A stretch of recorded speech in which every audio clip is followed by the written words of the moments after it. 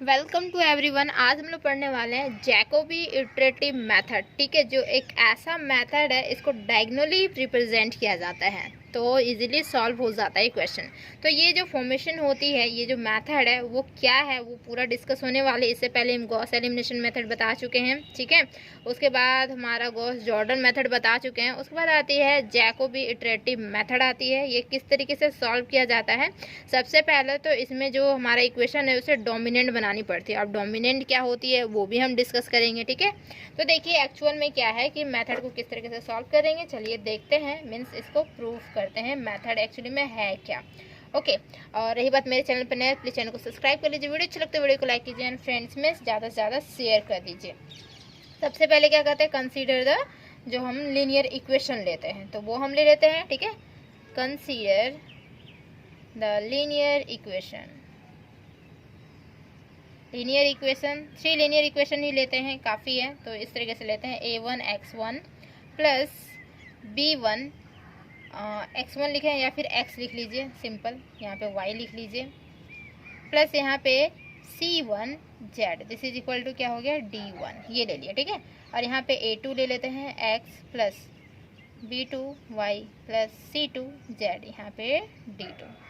a3x plus b3y plus c3z, जो कि हम ले रहे हैं d3। इस तरीके से इसे इक्वेशन 1 कंसीडर कर लीजिए, या फिर 1 2 3 करके कंसीडर कर सकते हैं, या पूरे कंप्लीटली को 1 कर सकते हैं, कोई प्रॉब्लम नहीं है, ठीक है। देन अब देखिए यहाँ पे जो होती है वो हमारी होती है क्या, कि जो गिवन इक्वेशन रहेगा वो सबसे पहले डोमिनेंट करनी होगी। और जब डोमिनेंट होगा तभी जाके आप इसको सॉल्व कर पाएंगे जैकोबी इटरेटिव मेथड से। ओके, तो डोमिनेंट क्या होती है कि जो यहाँ a1 की जो वैल्यूज होगी ना, वो क्या होगी, जो हमारे लीनियर इक्वेशन इसमें दिया हुआ है, तो ये जो दोनों वैल्यूज है दोनों को एडिंग करने के बाद भी इसका वैल्यू ज़्यादा आना चाहिए। जैसे मान लेते हैं इसका वैल्यू 4 है, तो ये जो हमारा मतलब a1 का जो वैल्यू 4 है, ठीक है, तो b1 का जो वैल्यू है 1 होना चाहिए और c1 का वैल्यू जो है वो 2 होना चाहिए। फिर दोनों को जब ऐड करेंगे तो 3 आ रहा है, ठीक है। b1 प्लस c1 ऐड कर रहे हैं तो 3 आ रहा है, और 3 जो है वो क्या है कि देखिए 4 से छोटा है, ठीक है। तो मतलब a1 जो है वो बड़ा होना चाहिए, तो डोमिनेंट कहलाता है। और अगर मान लेते हैं कि इसका वैल्यू ही 2 है, ये 1 और ये 2 है, तो फिर ये डोमिनेंट नहीं होगा, ठीक है, क्योंकि 2 आ जा रहा है और यहाँ पे जोड़ के ये हमारा 3 आ जा रहा है, मतलब ज़्यादा आ जा रहा है, तो ये डोमिनेंट नहीं है। फिर डोमिनेंट इसको बनाना पड़ेगा। ओके, तो देखिए यहाँ पे गिवन इक्वेशन इस तरीके से कुछ लेनी है।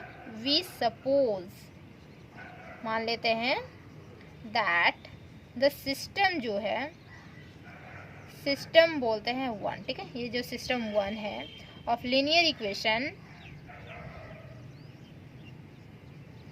लीनियर इक्वेशन इज क्या है, डायगोनल सिस्टम इन विच, ये डायगोनल सिस्टम है। इन विच क्या होता है, डायगोनल सिस्टम मतलब डायगोनली इस तरीके से। इसमें क्या है कि जो हमारा a1 है ना, और ये हमारा b2, ये डायगोनल सिस्टम, और यहाँ पे क्या है हमारा c3 है ना, डायगोनली जा रहा है। तो ये जो है आर ग्रेटर, ये बड़ा है, greater than the sum of the remaining coefficient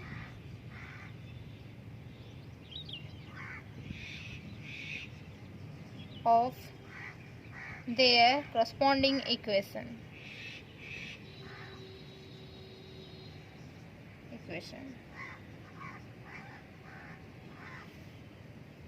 एक सेकेंड। तो remaining coefficient of their, coefficient क्या हो जाएगा, सॉरी मतलब corresponding इक्वेशन दिस वन, क्या है कि a1 जो होगा वो बड़ा होगा ये दोनों एडिंग से, b2 जो होगा वो बड़ा होगा ये दोनों का एडिंग से, एंड c3 जो होगा वो बड़ा होगा ये दोनों का एडिंग से। मतलब क्या हुआ कि एक्स वाई की जो कॉफिशिएंट है, तो कॉफिशिएंट को एडिंग करने से ये कॉफिशिएंट बड़ा होगा, बस इसका बोलने का मतलब ये है, ठीक है। देन जो इक्वेशन हमारी बनेगी, मतलब जो हम इक्वेशन को लिखेंगे फिर से, गिवन इक्वेशन इस तरीके से दिया रहेगा, फिर इक्वेशन जो हमारी होगी किस तरीके से लिखेंगे, then the system can be written, ठीक है, रिटर्न एज क्या हो जाएगा कि x की वैल्यू निकालेंगे हम लोग। तो x की वैल्यू यहाँ से निकालेंगे, y की वैल्यू यहाँ से निकालेंगे और z की वैल्यू इस इक्वेशन से निकालेंगे। तो x की जो वैल्यू निकलेगी तो वो पता चल रहा है आपको कि जो हमारा d1 उधर राइट साइड है और ये जो इधर लेफ्ट साइड है वो सारा चल जाएगा राइट साइड में, क्योंकि x की सिंपल वैल्यू निकालनी है। और जो a1 है वो क्या हो जाएगा, डिनोमिनेटर में चला जाएगा, d1/a1। तो हम लिख सकते हैं डायरेक्टली 1/a1 लिख सकते हैं इसको। और यहाँ पे क्या कर सकते हैं कि ये d1 तो है ही और ये दोनों टर्म्स उधर जाएगा, माइनस हो जाएगा b1y माइनस c1z। तो ये देखिए x की वैल्यू निकल जाएगी, ठीक है। इसी तरीके से y का वैल्यू निकलेगा, इसी तरीके से z का भी वैल्यू निकल जाएगा। तो y का वैल्यू जो होगा, देखिए यहाँ से y की वैल्यू निकालनी है तो y मतलब 1 में क्या हो जाएगा, b2 होगा। और यहाँ पे जो होगा वो d2 माइनस यहाँ पे a2x है और माइनस c2z है। ये हमारा हो जाएगा। देखिए y का वैल्यू निकल गया, इसी तरीके से z का भी वैल्यू निकलेगा थर्ड इक्वेशन से। तो इसी के जस्ट नीचे लिखिएगा, आप लोगों के पास जगह होगी तो, जैसे कि हम इसे इरेज कर रहे थे, ठीक है। ये दो इक्वेशन यहाँ पे देखिए, यहाँ से z की वैल्यू निकालेंगे तो z इक्वल टू क्या हो जाएगा, 1 में यहाँ पे c3 होगा और यहाँ पे हमारा d3 माइनस a3x माइनस क्या होगा b3y, ठीक है। तो ये पूरा कम्प्लीटली इक्वेशन को लिख सकते हैं आप, इक्वेशन 2 कर सकते हैं, ठीक है। दिस वन ये जो है और यहाँ पे भी ले लेनी, इक्वेशन 2 कर लीजिए इसे। इक्वेशन 1 वहाँ पे हुआ था, सिस्टम 1 बोल सकते हैं, इसे सिस्टम 2 बोल सकते हैं, ठीक। नाउ फिर क्या करनी है, वी स्टार्ट, देखिए यहाँ पे वी स्टार्ट, यहाँ पे वैल्यूज पुट आउट करनी है, ठीक है। तो वैल्यूज जो पुट आउट करेंगे ना वो किस तरीके से पुट आउट करेंगे, तो देख पा रहे हैं x की वैल्यू यहाँ से निकल जाएगी, बट अगर हमें मालूम हो जाए यहाँ पे y और z का वैल्यू मालूम हो जाए तो x की वैल्यू निकल जाएगी। तो y और z का जो वैल्यू होगा ना वो कैसे मालूम होगा, ऑटोमेटिकली हम पुट आउट करेंगे y इक्वल टू 0 और z इक्वल टू 0, ठीक है। और यहाँ पे x इक्वल टू 0 और z इक्वल टू 0 तो वैल्यू निकलेगी, यहाँ पे x 0 y 0 तो z की वैल्यू निकल जाएगी। मतलब जहाँ पे भी इधर राइट साइड में x y z है वहाँ पे हम 0 0 0 पुट आउट कर देंगे, ठीक है। तो we start with the initial approximation, ठीक है। इसे अप्रोक्सीमेशन की फॉर्मेशन में ही निकालते हैं, ठीक। क्या होगा कि x0 और यहाँ पे बोल सकते हैं y0 और z0, ठीक है, और z0 for the values of x y और z, ठीक, रिस्पेक्टिवली। मतलब फर्स्ट जो हमारा अप्रोक्सीमेशन x0 y0 और z0 से डिनोशन दिखा सकते हैं किसके वैल्यू के थ्रू, तो x y z का जो वैल्यू निकालते हैं तो उसके जगह पे हम x0 y0 और z0 लिख सकते हैं, ठीक है, जो कि हमारी फर्स्ट अप्रोक्सीमेशन हो जाएगी। नाउ तो देखिए यहाँ पे क्या होगा, देन यहाँ पे क्या करना है कि सब्स्टिट्यूशन करनी, ये तो डिनोशन हो गई, ठीक है, x0 y0 z0 first approximation. तो क्या करना है यहाँ पे, सॉरी डिनोशन नहीं, देन सब्स्टिट्यूशन। देखिए सब्स्टिट्यूटिंग बोल सकते हैं या substitution. This on the RHS right hand side, हम बोले थे ना राइट हैंड साइड जहाँ पे x रहेगा वहाँ पे x0 मतलब 0 पुट आउट करनी है, y के जगह पे भी 0, z के जगह पे भी 0 पुट आउट करनी है, ठीक है। तो वही वाला टर्म्स यहाँ लिखा हुआ है। देन सब्स्टिट्यूटिंग क्या है, देन सब्स्टिट्यूटिंग, देन फिर से सॉरी दीज है ये, these on the RHS of equation 2 the first approximation हमारे पास निकल के आ जाएगा। First approximation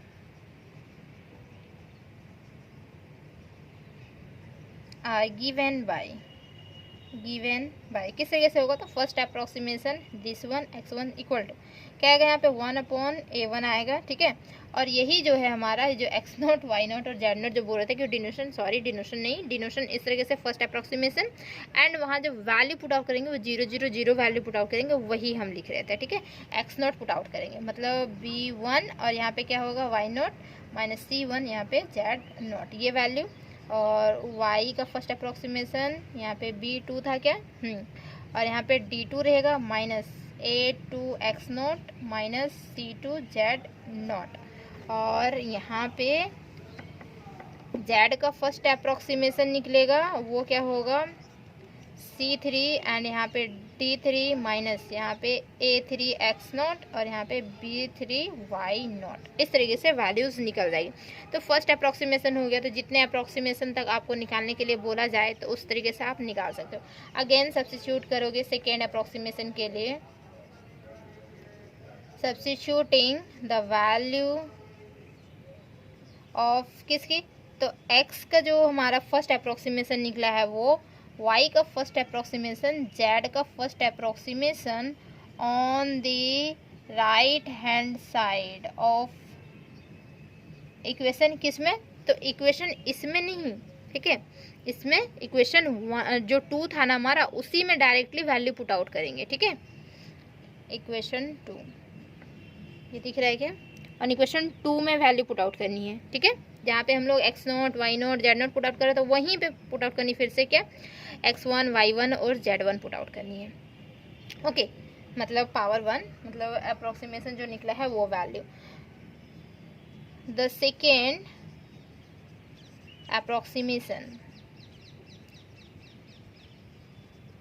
approximation are given by, किस तरीके से आएगा देखिए। सेकेंड अप्रोक्सीमेशन, इसको हम इरेज कर दे रहे हैं और इसका डिनोशन जो देंगे क्या देंगे, x का पावर 1, x का पावर 2, इस तरीके से, सॉरी 1 बोल रहे हैं, x का पावर 2 जो कि हमारा 1 अपॉन में क्या हो जाएगा, a1 ही रहेगा, ठीक है, बट यहाँ पे d1 ही रहेगा, माइनस यहाँ पे b1 क्या हो जाएगा, y का पावर 1, c1 z का पावर 1, ये सिर्फ चेंजेस हो जाएंगे। यहाँ पे y2 b2 रहेगा, d2 ही रहेगा, बट क्या होगा यहाँ पे चेंजेस हो जाएंगे, सिंपल यहाँ पे चेंजेस होगी, और यहाँ पे z का पावर 2, जिससे यहाँ पे c3 ही रहेगा, d3 होगा a3 x का पावर 1 माइनस b3 y का पावर 1। तो इस तरीके से निकलेगा और ये कंटिन्यू कर सकते हैं इस प्रोसेस को। डायरेक्टली जो इक्वेशन 2 आया था ना उसी में सारे वैल्यूज पुट आउट करनी है, ठीक है। जैसे हमारा x का पावर 2 मतलब सेकेंड अप्रोक्सीमेशन निकल गया x y z का, तो अब यही वैल्यूज अगर थर्ड अप्रोक्सीमेशन के लिए चाहते हैं तो सेकेंड अप्रोक्सीमेशन का वैल्यूज पुट आउट करनी का इक्वेशन 2 में पुट आउट करनी है, और फिर से इसी तरीके से निकल जाएगा। तो इसी तरीके से कंटिन्यू करते जाइएगा तो निकलते जाएगा वैल्यू, ठीक है। तो continue this process till the difference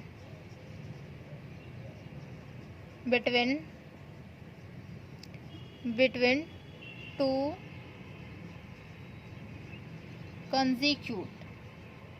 consecutive approximation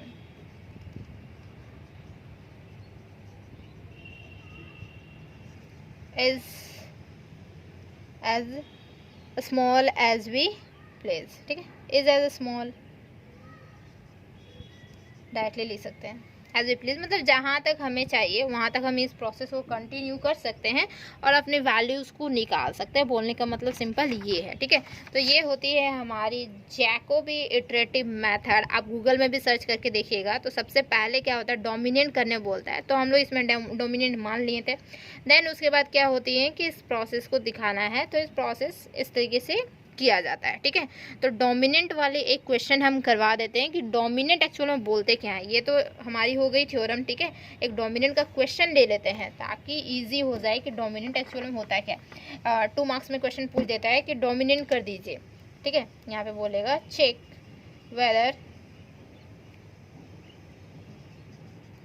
whether the system of equation is dominant,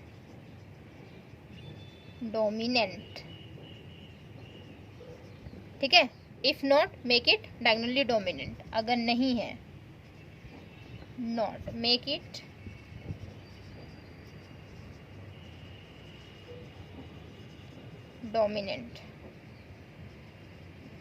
dominant इसको बनाइए। और जो कि इक्वेशन दिया हुआ है इस तरीके से देखिए, 3x दिया हुआ है plus 9 y minus 2 z equal to 10, फिर यहाँ पे दिया हुआ 4x plus 2y plus 13 z equal to 19, and यहाँ पे दिया हुआ 4x minus 2y plus z equal to 3। तो ये हमारा इक्वेशन कुछ दिया हुआ है। अब बोल रहा है कि ये जो गिवन इक्वेशन है इसको बताइए क्या ये डोमिनेंट है।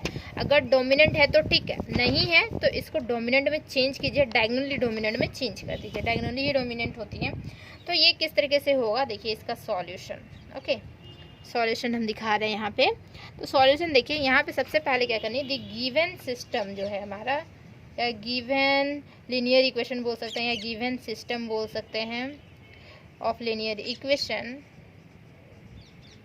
इज, क्या दिया हुआ है, given system of linear equation this one, ठीक है। ये हमारा गिवन दिया हुआ है, तो हम इसको एज इट इज़ ऐसे ही उतार लेंगे। यहाँ पे दिख जाएगा क्या नीचे, यहाँ पे हम लिखते हैं 3x + 9y - 2z = ये 10 दिया हुआ है, 4x + 2y + 13z = 19 दिया हुआ है, ये दिख रहा है ना, सेकेंड दिख रहा है। फिर यहाँ पे 4x है - 2y है प्लस z है, दिस = 3 दिया हुआ है, ठीक है। तो ये गिवन हमारा इक्वेशन इस तरीके से कुछ दिया हुआ है, नहीं दिख रहा है तो देख लीजिए, ओके। देन हम इसको ऊपर इरेज कर दे रहे हैं ये वाले टर्म्स। अगर थोड़ा स्पीड हो रही है तो आप वीडियो को पॉज करके फिर लिख सकते हैं, ठीक है, फिर समझिए। तो देखिए, the given system of linear equation this, ये हमारा दिया हुआ है, whose coefficient is not diagonally dominant, जो कि देख पा रहे हैं यहाँ पे 3 है, जब एडिंग कर रहे हैं तो क्या हो रहा है 9 और यहाँ पे -2 कर दे रहे हैं, ठीक है। दोनों को एडिंग करेंगे तो क्या हो रहा है 7, जो कि 7 ज़्यादा है और 3 कम है, मतलब ये डोमिनेंट नहीं है। फर्स्ट में पता चल जा रहा है कि डोमिनेंट ये नहीं है, तो लिखेंगे यहाँ पे whose coefficient is not diagonally dominant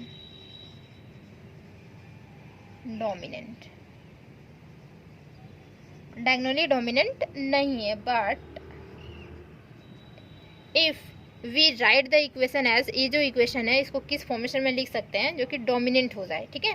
तो but if we write the equation as, कैसे होगा, देखिए क्या करना है कि क्या फर्स्ट वाला टर्म्स को यहाँ पे अगर आप देखें, ये क्वेश्चन को ही देख लीजिए, या तो यहीं पे देखिए क्या है कि यहाँ पे एडिंग करता है, यहाँ पे एडिंग करता है, तो ये ग्रेटर हो रहा है, ठीक है। यहाँ पे एडिंग करने से ये ग्रेटर नहीं हो रहा है, तो यहाँ पे देख रहे हैं कि ये जो, इसको अगर हम फर्स्ट इक्वेशन बना दें तो क्या ये हमारा डायगोनली डोमिनेंट वाला जो नहीं होगा, प्रूफ होगा। देखिए जैसे 2 यहाँ पे हमारा 1 है और यहाँ पे -2 है, मतलब -1 जो है वो देखिए 4 से छोटा है, मतलब 4 बड़ा है हमारा। तो फर्स्ट इक्वेशन हम इसे कंसिडर कर सकते हैं कि ये 4x - 2y और प्लस z, दिस = 3, ये हम ला सकते हैं कि ये ऊपर हम ले आए। सेकेंड में देखनी है कि मिडिल में हमारा ग्रेटर होना चाहिए, कैसे होगा, ये 13 है, ये मिडिल 2 है, तो ये तो होगा ही नहीं, ये तो हमारा हो चुका है, ये तो होगा ही नहीं। अब देख रहे 13 इधर है, मिडिल में 2, तो मिडिल में बड़ा होना चाहिए, मिडिल में यहाँ पे बड़ा है, देख पा रहे हैं 9, तो 3 और -2 कितना हो रहा है 1, तो 1 देखिए छोटा है 9 से, मतलब 9 बड़ा हो रहा है। तो सेकेंड वाला हमारा जो फर्स्ट इक्वेशन है वो सेकेंड इक्वेशन आ जाएगा, + 9y - 2z = कितना हो गया 10। एंड थर्ड जो बचा है हमारा वही हमारा रहेगा 2y + 13z = 19। तो देख पा रहे हैं ये डायगोनली डोमिनेंट है। देखिए यहाँ पे 4 बड़ा है दोनों से एडिंग करने के बाद, यहाँ पे 9 बड़ा है दोनों को एडिंग करने के बाद, यहाँ पे 13 बड़ा है दोनों को एडिंग करने के बाद, ठीक है। तो देन बोल सकते हैं इट बिकम्स डोमिनेंट, इसे बोलते हैं डोमिनेंट, ठीक है। बिकॉज द कोफिशिएंट मैट्रिक्स जो हमारा होगा वो किस तरीके से होगा, डायगोनली डोमिनेंट है, because the coefficient of matrix जो है वो डायगोनली डोमिनेंट, ठीक है। तो देखिए किसे कैसे होता है, कोफिशिएंट ऑफ मैट्रिक्स डायगोनली, लिखिए यहाँ पे, इसे हम इरेज कर दे रहे क्वेश्चन को, ठीक है।